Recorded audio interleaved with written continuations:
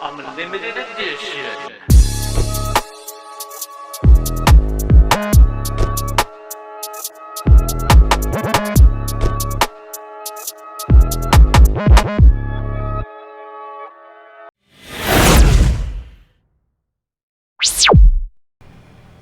Mics rolling. Yep, let's go, sir. All right, and oh shit, action. All right, we did it. All right, what were we saying again? I don't know. Am I allowed to drink this on camera? Maybe. I don't know if there's going to be any sponsorship issues. Probably not. Never know, man. No, so Hard Knocks, parts 1 and 2. You know, I just looked. Hard Knocks has 1.2 thousand views. I haven't looked in so long. Pull it up. See, this is why I need a computer up here. But, yeah, 1.2 thousand views posted in 2011. That long ago, huh? That long ago. We were actually just talking about this in the car. When was the last Cubano? The last Cubano was after, and I think I left. I stopped working at. Actually, to answer your question, I stopped working at McNeil into part 2 of filming the last Cubano. Because remember, I was only in the first half, and then I think I went away to Eastern at school or something, and then you guys shot part 2 because right. Your buddy Jimmy Altabelli. That's right. You were only in the I was first half. Yeah. Yeah, I wasn't there for that Because the part. second half is that warehouse that we used from Gabe's job. Yeah. Yeah. So 11 years ago, Hard Knocks Part 1. The last Cubano trailer, where is it? Well, Part 2, 11 years ago, yeah, same time. That has 1.2 thousand views as well.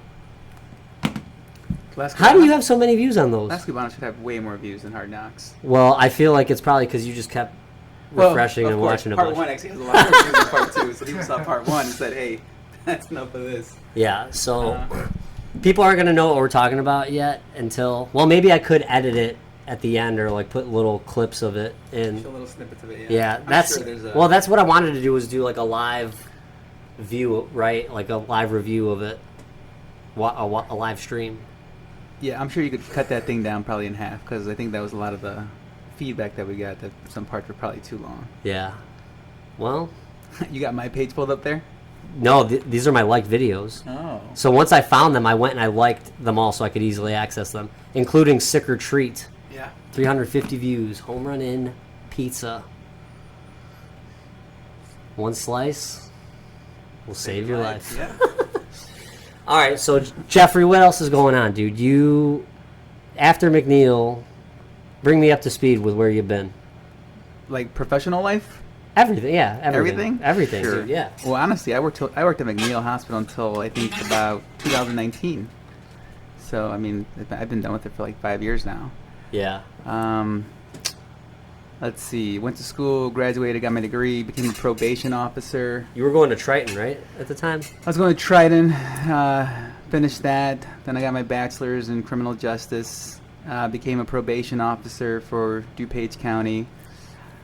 Did that for a couple years. Went back to school. Got my master's online. Joined federal service in 2017. So I've been with the feds now for Damn. 7 years. So I get a get out of jail free card now? Sure. Awesome. I could drop your name?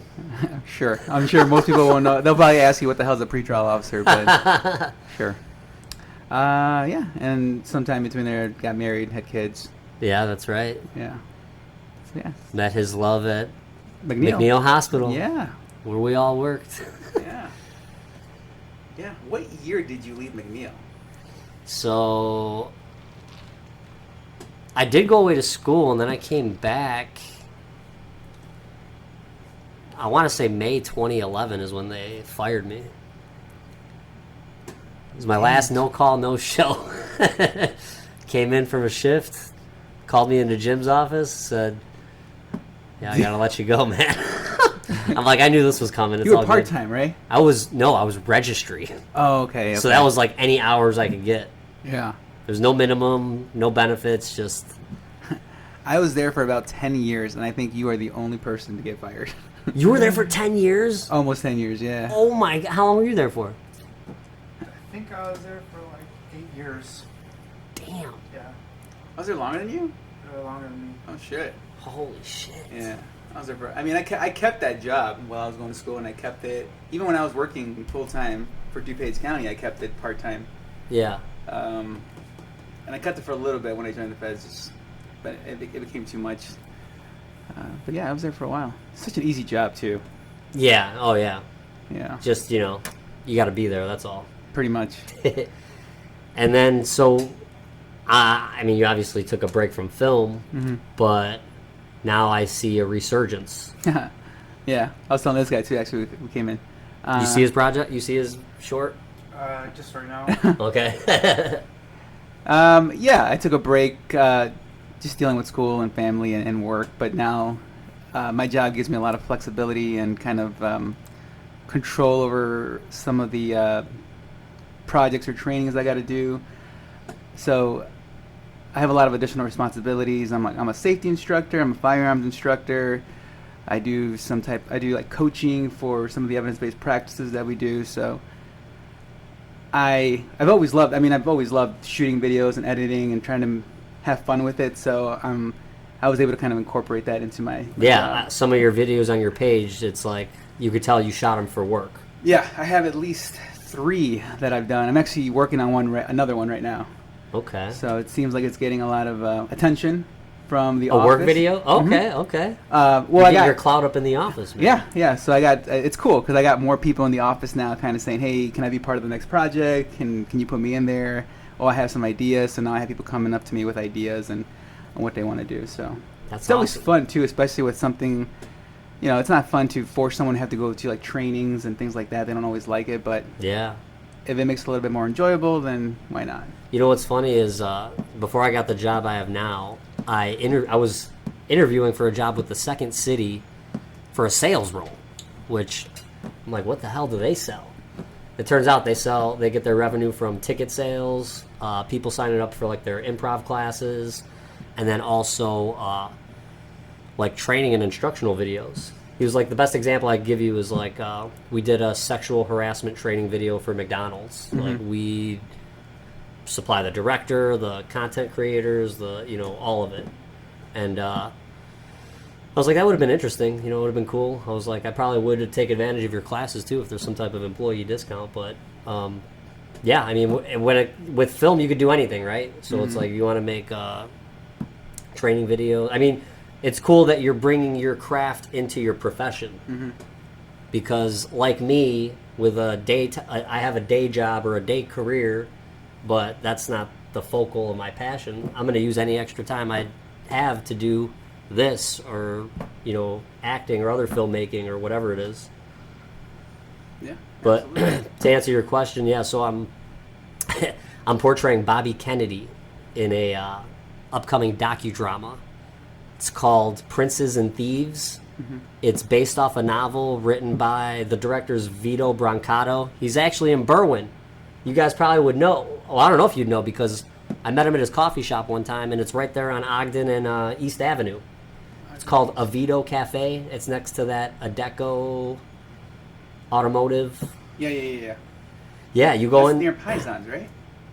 I think it's like across the street, maybe. Yeah. So it's you go in there. It's a one-room coffee shop. He's got the walls are red, but it's all like vintage, like Italian film, memorabilia. There's like a Sinatra portrait. There's Goodfellas,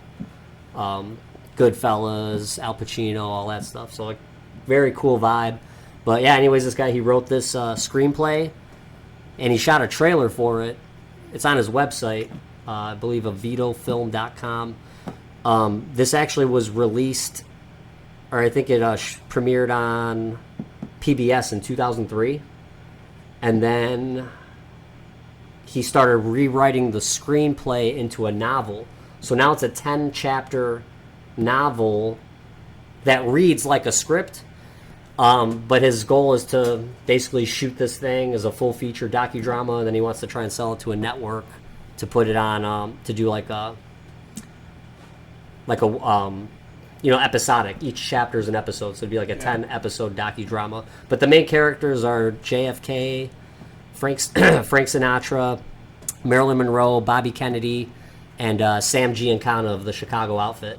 And it's kind of mainly from the perspective of the Kennedys and the mob.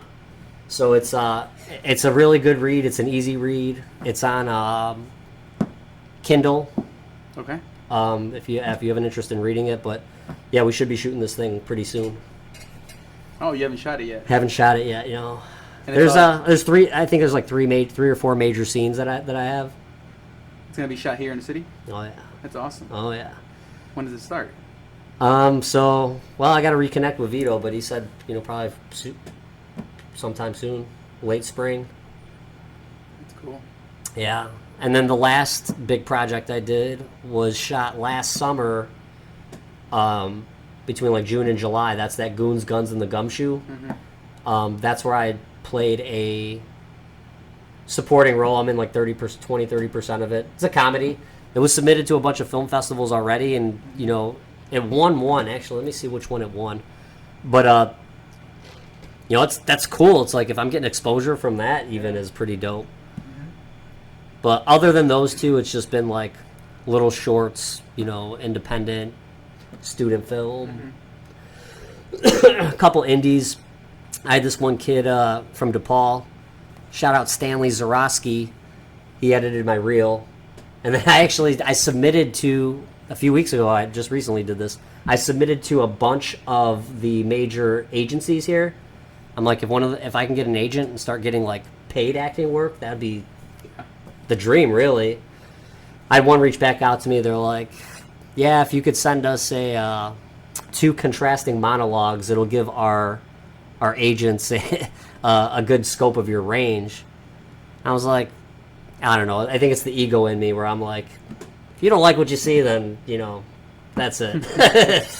So I don't know if like the traditional like being a mainstream actor really beckons to me like that.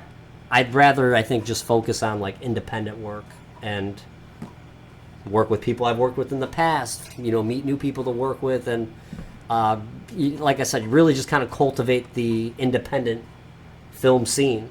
Not even just films, like creators, music, all that. Yeah. So, yeah, I don't know. I mean, now with this more free time that you have at work, do you feel like you're ready to get back out there?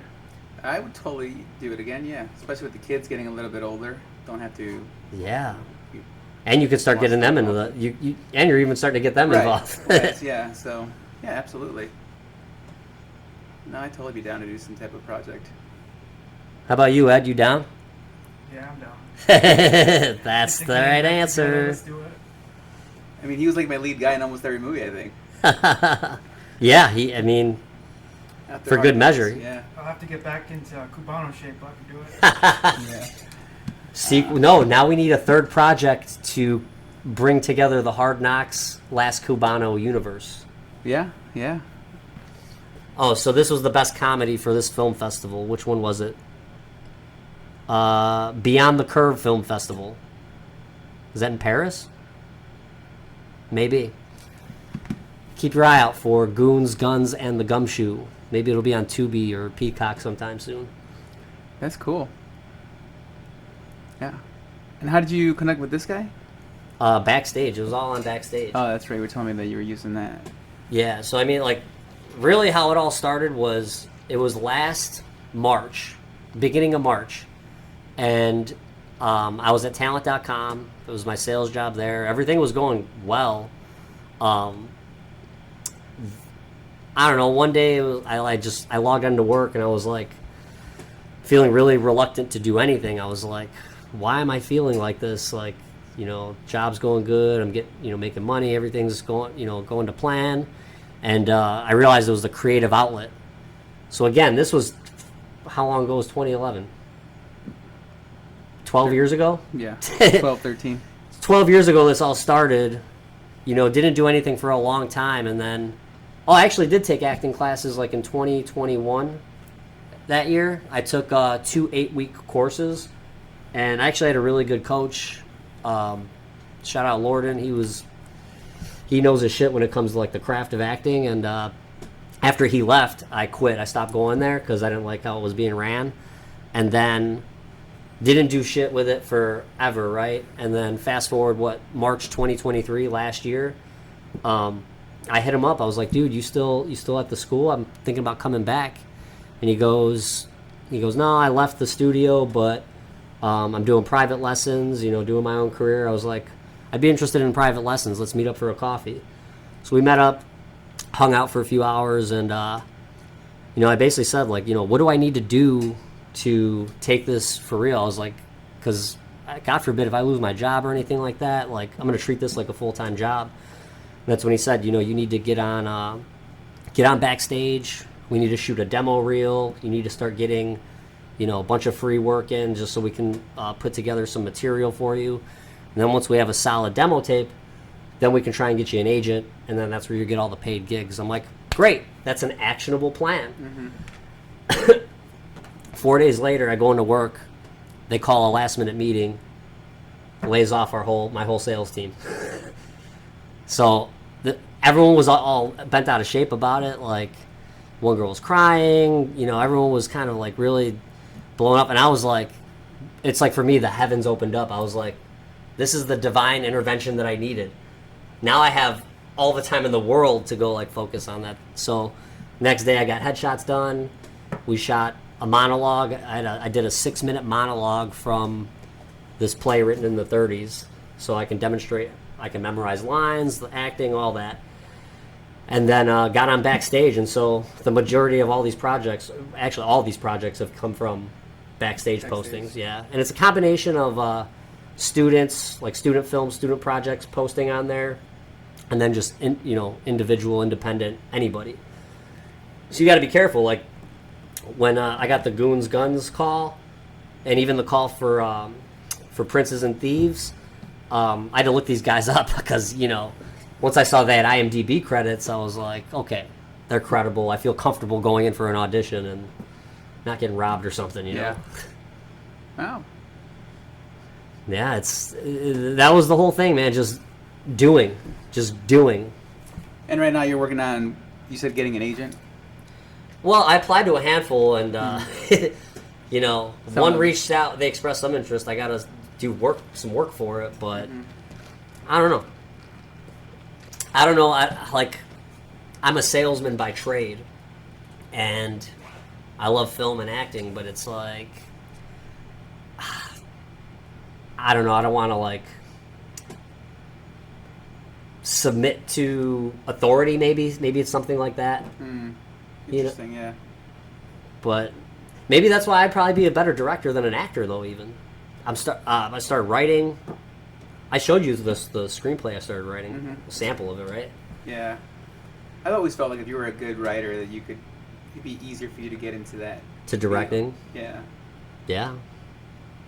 I mean, if you look at a lot of great directors, they do their own writing as well. Christopher Nolan, Tarantino. I mean, if you have a good, solid script, studios will let you do whatever you want to do.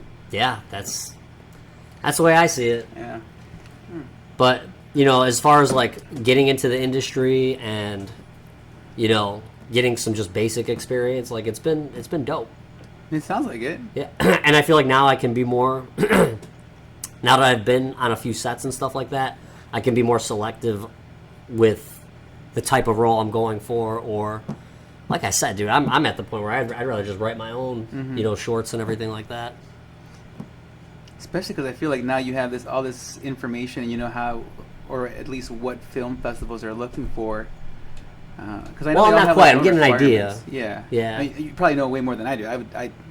I know there's requirements like specific film you're using or format you're using, length and yeah. They have that 48-hour film festival, right? Yeah. iPhone only type festivals, right? You told me about that. Yeah. You're like there's some directors out there winning festivals with just shooting on an iPhone. Yeah. So even like this, it's kind of ghetto rigged right now, but it's it's basic just to get the wheels in motion, you know? Because, like, the acting thing, that's the biggest, just taking the steps, right? Because what anything starts out with in the beginning, it's going to evolve into, it might be something completely different in the end. Like, this whole thing started with acting for me, but now I'm, like, gravitating towards this podcast stuff more. Mm-hmm. They both still go hand in hand because I think I'm going to get the majority of my guests from filmmaking. So I got to keep working in that area as well. But this is like a nice supplementary that hopefully takes priority. I mean, there's still music too, like I still like writing and freestyling and stuff like that. But I definitely need a team when it comes to that. Yeah. What was that Fang project you sent me? Yeah, so that's actually one of my next guests, likely the director Diego Osorio. He lives over in like River Forest or Riverside, and that was he's a student, and that was his first his own independent project, which he'll talk about it when I get him on, but he submitted that to I think some festivals. Oh, really? Yeah. What'd you think of that? No, I like Fang, that. Yeah, I remember. Yeah, that was, when was that? You sent that this year or was that last year? October this past year. Okay. Yeah, what was really cool about that is even reading the script, it's such a cliffhanger at the end. I'm like, this could be a trailer for, a full feature, it can go in so many different ways, but I thought he was brilliant with the writing, and I mean, even his cinematography was good too. Very cool. I wasn't a fan of my my horror acting, looking afraid, being afraid and everything like that. Yeah, do you have a specific genre you're most comfortable with? I don't know, man. It'd probably be just drama or comedy, because I'm getting away from the horror stuff. I don't like the horror stuff. The horror genre is blowing up right now. It's I would say that's probably 80% of backstage. Horror? It's blowing up. Yeah, I'm always the victim, so I'm tired of playing the victim. I'm either getting my ass beat or getting stabbed or killed or something. I was like, man, I told Julian Garcia, he was my first guest. I did 2 of his projects where I was the victim. I was like, man, you better make me, make me the killer in the next one. Make me the, I don't know. I used to want to play a serial killer. I don't know if I want to play that anymore. Definitely be a challenging role for sure. No, I'm excited for the Bobby Kennedy, though. It's interesting. For sure. I mean, he thinks I have the right look, my voice even, Your country thanks you, Jeffrey, for all of your services, working for the federal government. Yeah, what are you doing to prepare for that? What, Bobby Kennedy? Yeah. I practice the accent here and there. I listen to his speeches. Coincidentally, at the time he offered me the role, Netflix just released not a biopic, but a documentary, Bobby Kennedy for President. Mm-hmm. So I got in that, watched that right away, and yeah, you see him in interviews, and the biggest thing is for me to maintain the accent and not let the Chicago bleed into the Boston. Yeah, that's that can get a little tricky, but once we get a shoot date, I'm gonna real buckle down, and I'll literally be walking around method acting Bobby Kennedy. Yeah. Didn't you tell me you had some bad experience with bringing up method acting to some other actors? Yeah, dude. I told my coach about this because I thought it was funny, and so this was probably the second backstage booking I've ever done, and it was a solo director, wrote, directed, filmed everything, and basically I was doing this film with this girl where she was playing this ghost, and I was basically being haunted, right? And what did I say? I don't remember what I said. I said something about method acting because she had just graduated from like ISU or something with a degree in theater or something like that. I was like, yeah, something about method acting. She's like, yeah, method acting is like, she's like, that's not real acting. Like, you know, a real actor, they memorize lines and then you forget it the next day. Like a method actor, they're living that role. They're almost like crazy, or she said it's like rich or privileged people like are the only ones that like go for that style of acting because they can dedicate all this time to it. And I'm thinking, I'm like, I was like, I don't think what we're doing is method acting. And I don't think what I was talking about was method acting, because in between takes, I'm laughing and making jokes and stuff, and then when he says action, I'm back to like serious and scared. Whereas the whole time she was like in character. So I'm like, aren't you method acting right now? Yeah. So, and then I told my coach about it. He's like, yeah, she doesn't know, like, what she's referring to is not method acting, it's something else. But the method is really, it's channeling whatever emotion you're trying to portray. You're basically channeling a memory or a real life experience that made you feel that way, and you're basically using that to bring it out into the performance, is my understanding of the method. Okay. Oh. Better be taking notes. All in my head. Got it. Yeah, I have some movie ideas that I'll share with you. I don't want to spoil them here, but yeah, I got a couple film ideas. Yeah, just start writing, dude. Get back to writing. I know, are you talking about the one, because you did send me part of a script. Yeah, Is that the same project? that's the only script that I have. Okay. So it's a basically not a biography. It's semi autobiographical, where it's like the main character is kind of like a cross between me and my dad, and it takes place here in the neighborhood in Chicago. Basically, he's like a con artist, but he's got a very good heart, well respected, kind of takes care of everybody, but also kind of like flies under the radar and deals in shady business. And anyways, he gets caught up in a wrong place, wrong time type of scenario. His running partner takes the fall for him, and then he retreats to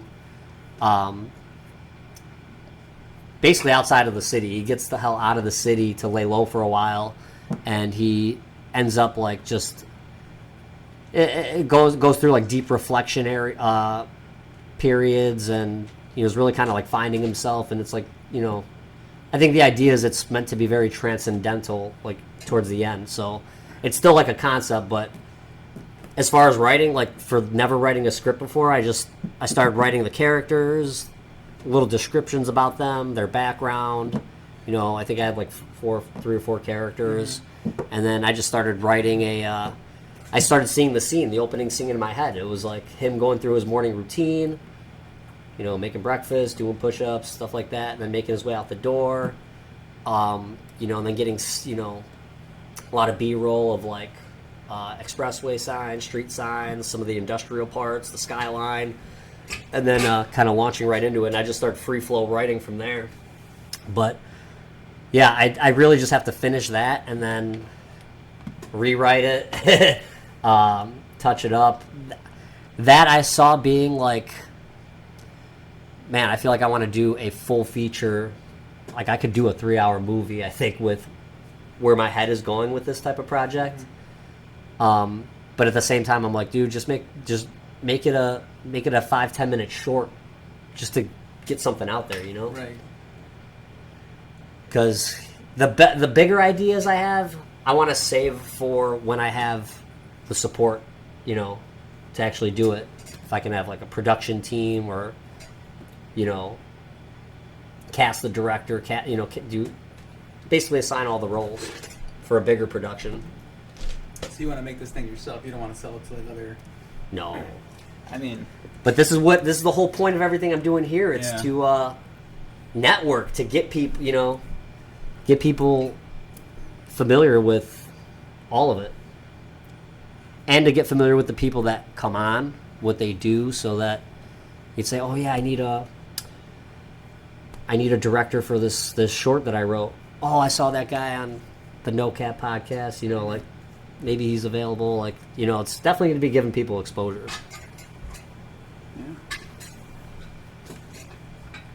Yeah, especially with what's out right now. I feel like, there's so much competition with writing. I feel like you could easily sell it to any of the streaming services, networks, if you want to sell something, just that their competition doesn't make it. Or that's what Really? I've heard. I've heard that people will buy scripts or screenplays just so that the competition doesn't make it.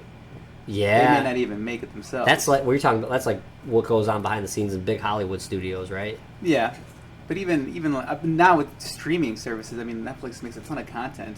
I feel like Why wouldn't they have everything? exactly. Yeah. Yeah. So that's what I Or was if saying. Netflix doesn't buy it, can't somebody else buy? Like some others. Yeah, there's so many out there now. So where do you think is the most? Like, I guess if you're trying to profit off of filmmaking, what do you think is the best route to do it? Just independently, right? Yeah. Or to be a writer of your Yeah. own and own your own content. Yeah. Yeah, I have a friend who says he has a friend out in California. I don't know what her day job is, but she writes scripts and she does sell them As a to day studios. job, huh? She'll sell them to studios, and I don't know if they've ever been made, But they'll still just buy but them. they'll buy them. Yeah.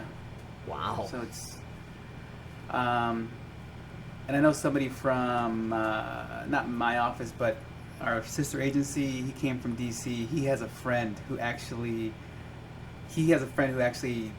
There's a Netflix series that was actually he wrote that series. Yeah. It wasn't that big, but again, Netflix has a ton of content out there. So Yeah. It's crazy, dude. yeah, everyone's buying it. And everybody wants a piece of everything. Yeah. That's what I'm saying. Like, I'd rather own everything that I do. Going the Adam Sandler route. Yeah. You need a production company name. You hire all your I buddies do have to be one. on- Yeah. I do have one. Sleepy Hollow Productions. That's right. Yeah. I made a that. channel of it, and I have a couple videos like that I edited and made on there. But, yeah, the idea was to have the podcast, like have that be like the umbrella company for the podcast. Have another arm for shorts or films, whatever. Yeah, I had all these other ideas like a fossil hunting show, a fishing show. What else? I do astrophotography too, so like, trying to film and make content out of that. Yeah. What happened with the? I need a production company. That's what I need. Right, and you have a good start here. It's a start. A good start. Like I said, I don't have any. The best thing about my setup is the location. Yeah. Yeah. What happened with the ghost hunting thing? So the ghost hunting. Shout out the Illinois Ghost Hunting Society. Yeah, so I was brought in by one of my mom's friends. She went to school with. She's a medium. Okay. I could see dead people, sort of thing. And so I already more than halfway believed in a lot of that. And so I had a coffee with her one time and picked her brain for 3 hours, just asking questions and yada yada yada. And so she invited me to come, join the group. And so we had our first investigation, or the first one I went on was back in September 9th. We went to the Will County Historical Museum in Lockport, and this place was built early 1800s. We first get there, and the curator takes us for a tour.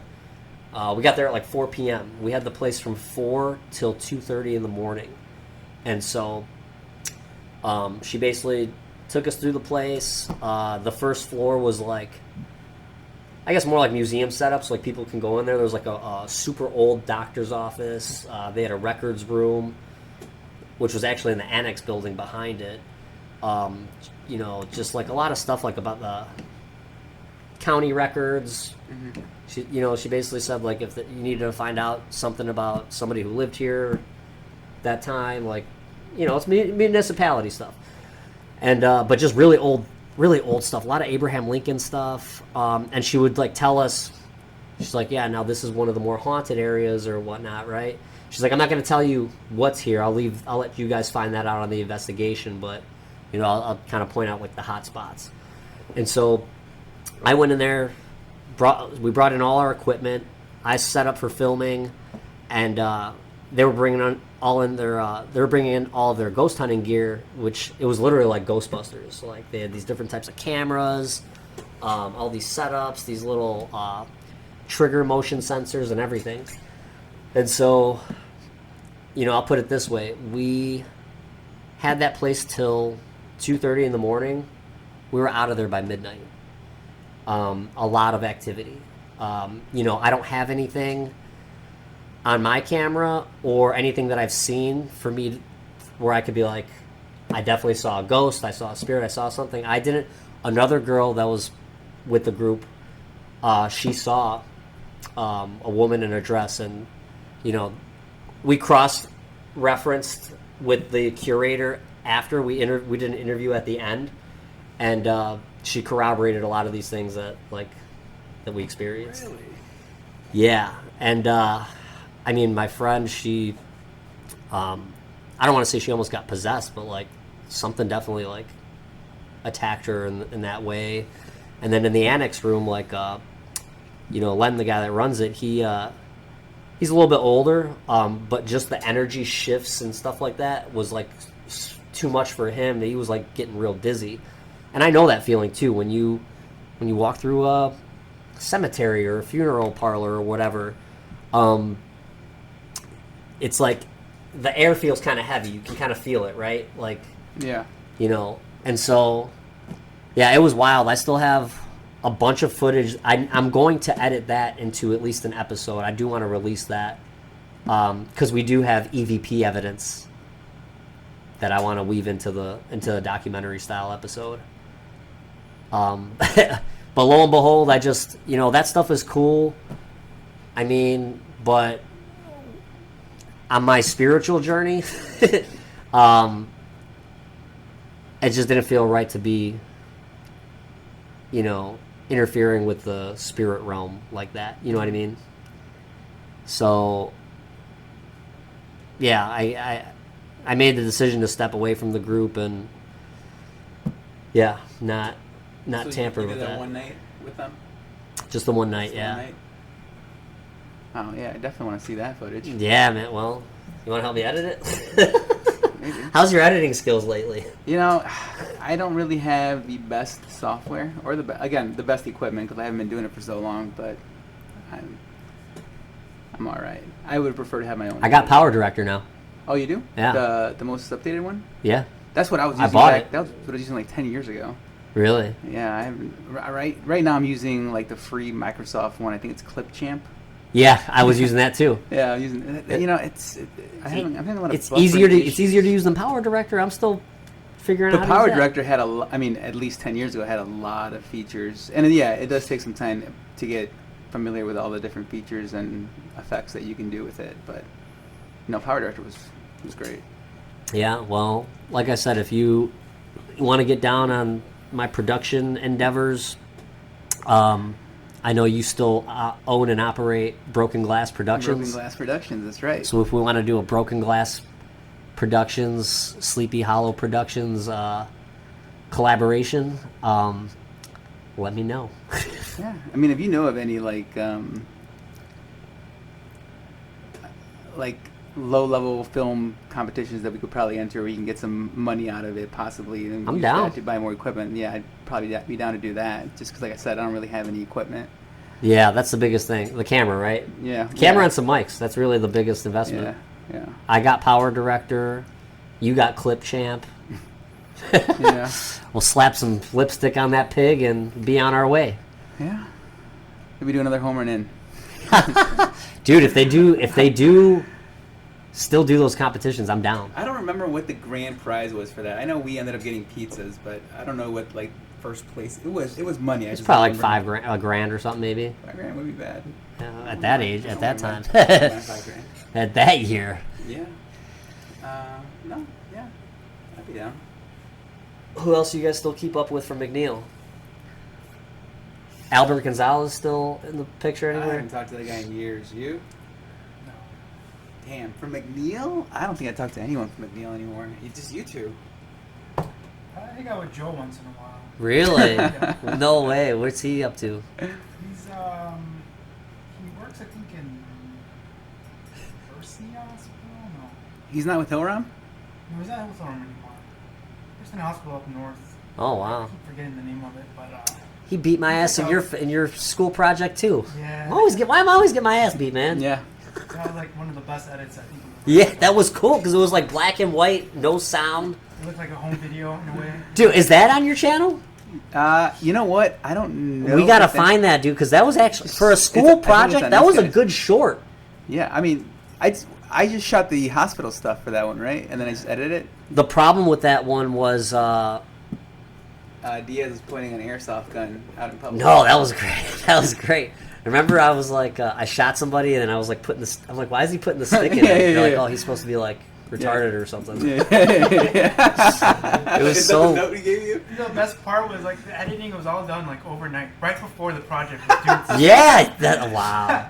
I No. remember What we were- made that movie was the music choice though. No, I was gonna say that's your only problem is you got Yeah, I don't have rights to any of these music. you don't have the Yeah. rights to So, you know, like a music Wanted video. Dead or Alive. Yeah, Yeah. it was good because it was like midnight. Me and Jeff, we went to the basement downstairs. See And if he you was like had all it. tired and stuff like that. Did we And do he it was like- at McNeil? I think we did. Yeah, we finished over there. Did we? Yeah. Oh my Wow. goodness. Let me see. Well, no, it was like driving off into the night. I think is how it ended. Yeah. Do you have that video anywhere? I think it's in my channel. I don't know what channel it is. I made like a fake channel Yeah, just to put it on there. we need to find that. Now that was like the ending, but then there was like end credits where you were caught by the police and like your hands. Yeah, You yeah, remember yeah, that? yeah, dude. Yes. That was like behind the scenes. Yeah, It was like a behind the scenes thing. That was cool that they let us do that. that was awesome. Yeah. They're like they just didn't want to get their badge in there or something. Yeah. That actually, the professor that I gave the film to loved that part. Really? Yeah, he was so excited because we all watched it. Whoever did it got extra credit for the class. Yeah. And I think there was like maybe like 4 or 5 videos. And when my video got up, he was like so excited. He was like, watch the end part. Don't forget it. Watch the end part, you know. And the end credits showed it. Like he was so excited. Like the class was excited. It was pretty cool. That's awesome, man. Yeah, we got to find that. So Yeah, what you don't remember what channel you had it on? so this I'd have to look it up. so these old film projects, I mean, I don't know. I'm not gonna show them here. I'll put the links to them if anybody wants to watch them. But Yeah. next time we do another one, we'll do a frame by frame and we'll actually play these videos. We gotta find that one. You know what I did? I downloaded all those Hard Knocks and the other ones. I downloaded them and I put them on my hard drive, so I'll always have them at least. That's cool. Yeah. Yeah, I dude. like that. Hell yeah. I think once I made that, like, once we made it, like, I made copies on, like, on a disc. I made, like, 10, 12, and just started giving to some. Did you really? Yeah. Dude, it's probably like there's probably a copy in Uzbekistan somewhere right that was, now. like, back in the CD player days, you know? Yeah, Yeah, I don't know where it's at. that's all good. We'll I find know we it. saw it recently. I saw it not that long ago. I was every now and then I'll tell people about my older videos and show it to them. But I saw that not that long It's ago. good stuff, man. I enjoyed it. I'm just so happy enjoyed it's it. still there. I'm still like, that's great. All right, so this camera probably went out. It probably tapped out. So I think we can wrap this up. But yeah, I think the first few episodes I do, they're just be super casual like this. Mm-hmm. I don't need a fancy introduction. Just shoot the shit and slowly scale this. Then you got your next couple guests. Yeah. Yeah. I mean, dude, and any other film directors that I have on, if you want to come shadow Yeah. or be a part of, I mean, yeah. Like I said, we'll do recurring episodes if you want to come back. You too, Ed. We're going to get you on camera next time, too. Cool. So, all right, let's wrap it up. All right. I mainly just had to really go to the bathroom, so that was a good stopping time. Good stopping point.